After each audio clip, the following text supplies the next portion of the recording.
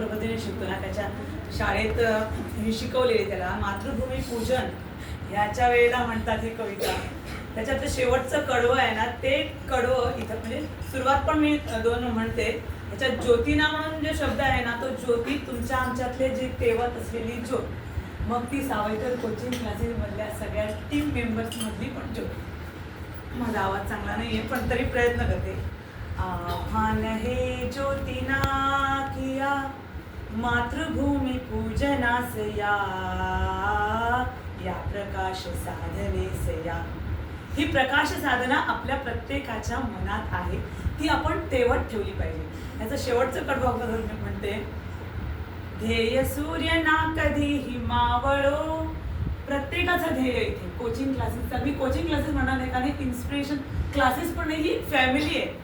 हे कुटुंब कसं असतं ना, हे कुटुंब आहे इथे आणि हे कुटुंब चालवण्याचं ध्येय जे आहे हे त्यांच्याकडे आहे आणि त्यांच्याकडनं आपण काय शिकलेलो आहोत पालक म्हणून किंवा मुलं म्हणून तुम्ही काय शिकलेले आहात ना, ते ध्येय असू दे.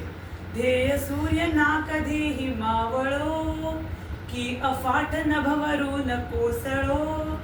कंटकातुनी, कंटक म्हणजे काटा, कंटकातुनी वाफुलातुनी मार्ग शोधुनी आत्मो. आपल्याला आपला मार्ग शोधायचा आहे सतत.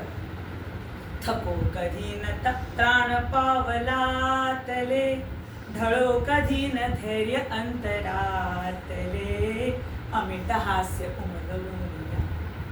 सतत आपण जो मार्ग आपण स्वीकारलेलो आहोत ते स्वीकारताना हेही स्वीकारलं पाहिजे की माझ्या मुखात अखंड हास्य असेल, कारण तो मी स्वीकारलेला मार्ग आहे. मग काही असू दे. ॲज अ पालक म्हणून आपलं सुद्धा आता त्यांनी सांगितल्याप्रमाणे आपली सुद्धा जबाबदारी आहे की ही जी मुलं आहेत ही आपली मुलं नाही आहे, मातृभूमीची मुलं आहेत आणि या मातृभूमीसाठी त्यांनी काय करायला पाहिजे तर त्याप्रमाणे आपण त्यांना घडवलं पाहिजे. आणखी काही सांगत नाही. खरंच बोलण्याची संधी दिल्याबद्दल धन्यवाद. बरंच काही म्हणजे आसावरी टीचरने तर माझ्या मुलीसाठी नाही तर माझ्यासाठी ते इन्स्पिरेशन आहेत. मला अशी एक सिच्युएशन आली होती की सतत आम्ही भांडायचो की काही अभ्यास कर. तिने सांगितलं मला अभ्यासाला कंटाळा आलं, त्याने म्हटलं अभ्यास मारून सर खरंच तुमचं रिलेशन टिकायला पाहिजे ना, ते इम्पॉर्टंट. मग त्यासाठी जर खरंच माझ्यापेक्षा खूप लहान आहेत त्या, ह्याला तर मी लहानपणापासून ओळखते. ह्याची बहीण मोठी बहीण माझी क्लासमेट, म्हणजे एवढं लहानपणापासून मी त्यांना ओळखते. पण तरी पण या लहान माणसांकडं ह्याच्यात एजमध्ये असून सुद्धा त्यांच्याकडनं घेण्यासारखं बरंच भरपूर काहीतरी शिकायला. खरंच त्यांचे धन्यवाद मानेन मी.